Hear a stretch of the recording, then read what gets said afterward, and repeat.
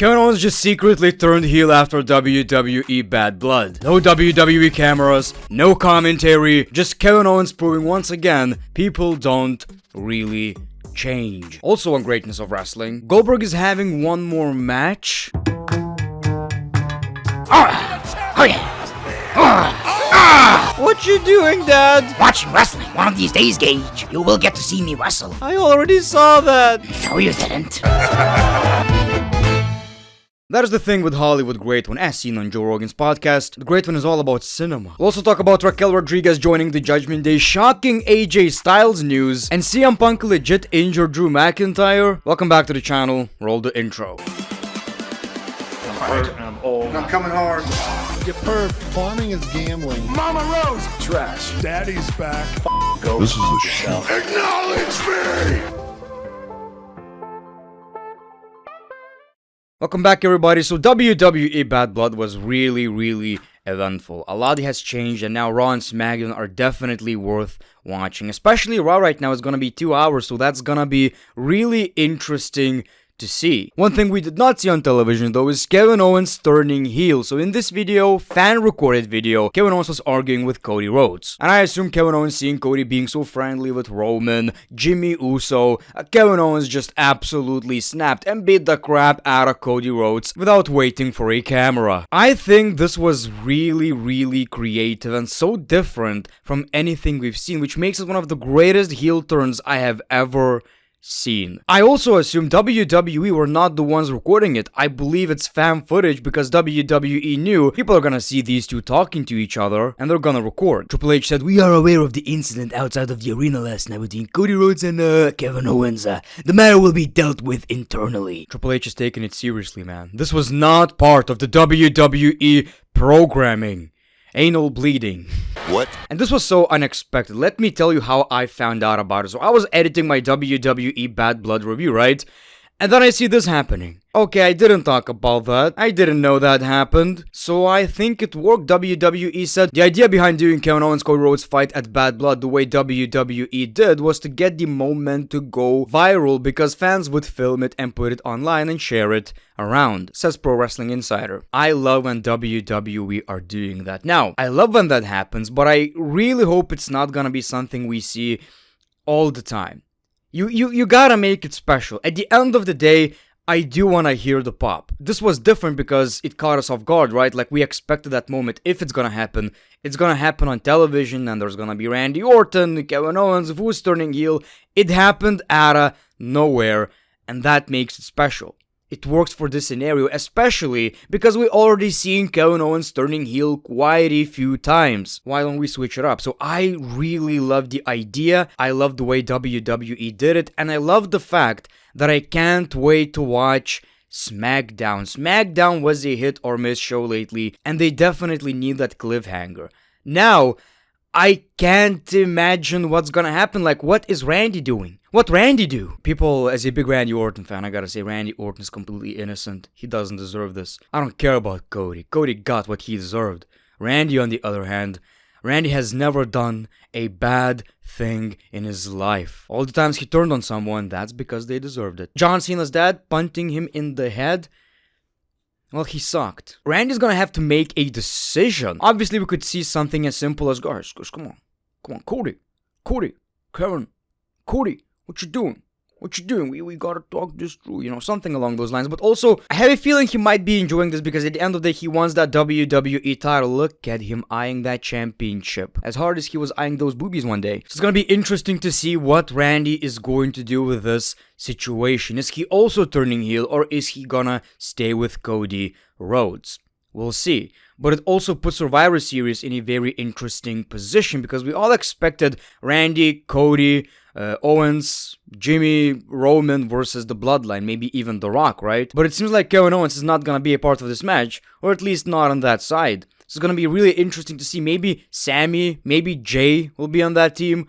We'll see. But again, props to WWE. This was different. This was special. I like that, unlike in the PG era, WWE doesn't feel like this closed universe, right? Like, what happens on TV happens on TV, what happens elsewhere, it doesn't even matter. Like, right now, it's everywhere, and it gives the sense of realism. I'm coming. People, let's talk about Goldberg. We saw the dude at Bad Blood, and they teased a match with Gunther. Triple H was really enjoying this bet, and at press conference, this is what he had to say. He was asked about a one more match when it comes to Goldberg, and all he said was, we'll see, never say never in the WWE. Time is not our friend, so if it's gonna happen, it needs to happen soon. Something along those lines. Now, people may not know that, but Triple H and Goldberg, they don't have the best relationship. Even recently, Goldberg was promised a one more match, a retirement match by Vince McMahon.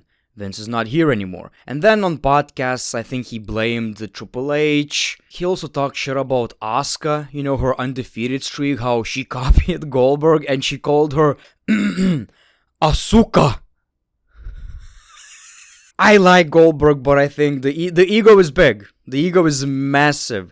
Whatever the case may be, here's the thing, people. If we end up seeing Goldberg in the WWE for 1 or 2 matches, it's not something I'm gonna complain about. I think it does no harm for him to put over other people. He still have some aura in the WWE. I honestly wouldn't mind that. Like I've said, that's how I watch professional wrestling. I don't take it too seriously. As long as it's not something like Goldberg winning the WWE Championship when he shouldn't, when everybody knows that. It's all about creating moments, and that could be one hell of a moment. Also, sorry Bret Hart, I didn't mean any of it.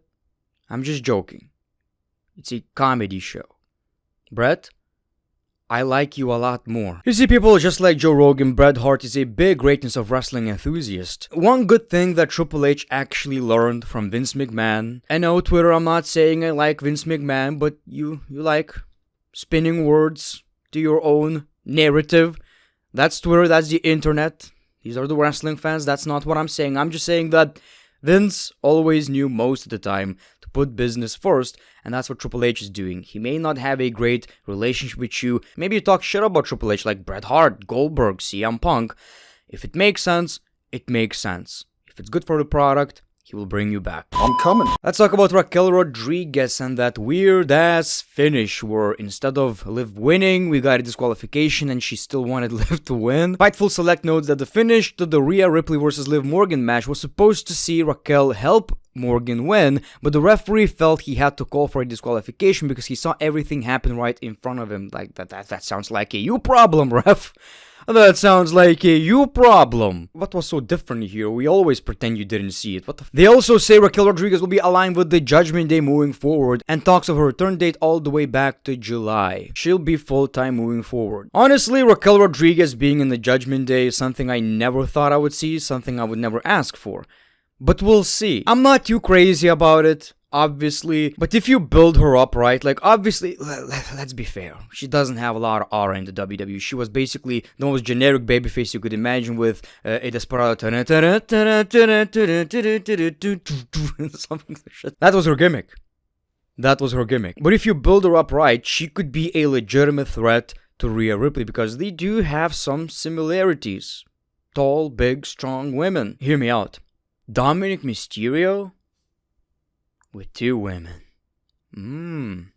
I like the sound of that. Dominic be a player. Dominic a player. He a player. I'm coming. On SmackDown, we saw AJ Styles getting injured during his match against Carmelo Hayes, but it seemed like it's obviously a work since, we got footage backstage of AJ Styles getting checked, and it kind of worked for the story. Carmelo won the match, but did he really? Well, the Wrestling Observer is now saying that AJ Styles' injury from SmackDown last week is legitimate and he's getting an MRI this week to determine the severity of it. I don't think I buy that.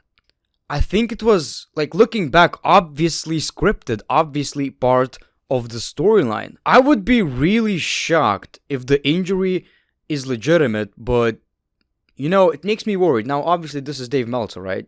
I don't know. It's a hit or miss. Maybe just wishful thinking, but I call BS. I'm coming. Finally, I want to talk about CM Punk versus Drew McIntyre, one of the greatest Hell in a Cell matches of all time, one of the greatest Drew McIntyre and CM Punk matches in general, one of the best matches they ever had. Now, Drew McIntyre legit got cut by the toolbox spot. I guess it was kind of slippery and CM Punk just hit him too hard and he was busted open, like he needed like 59,000 stitches and shit, so this was crazy. We got Ryback with a hilarious tweet. Yeah! I've never done anything close to this to any of my opponents. I would say whoever did this to him is beyond reckless and very dangerous to work with. Yeah! Feed me! Kind of a funny tweet. not gonna crap on it too much. WWE was very pleased with how the CM Punk vs Drew McIntyre Hell in a Cell match went, and felt they brought back the sense of danger the match had been lacking in recent years, and that's exactly what Triple H also talked about in the press conference, and I completely agree. That's the point of a Hell in a Cell match. Keep people in the ring. We don't leave the cage. If they do leave the cage, don't make it happen in every single match. So why wasn't it in the main event? I still stand by this, people. I'm not letting it go. I know it doesn't matter, but in a way, I kind of appreciate that they opened the show and went like, okay, you know what, Drew, let's give the WWE management a big middle finger and show them why this should have main evented. No, look, a lot of people are now hating on CM Punk again. Well, they never stopped. It's Twitter, it's X, it's social media, it's people with AEW avatars. You click on their profile, a bunch of AEW tweets, and why WWE sucks and why you should be watching. Who cares? Watch what you want. Who cares? Stop dedicating your life to this shit. I've come to realize CM Punk could literally save a cat from a burning house, and these people would complain he wasn't fast enough, right? CM Punk could literally be a saint, but he once left and disrespected the company we love! He's evil! It's fucking crazy. This is pro wrestling. You could be the safest worker in the WWE.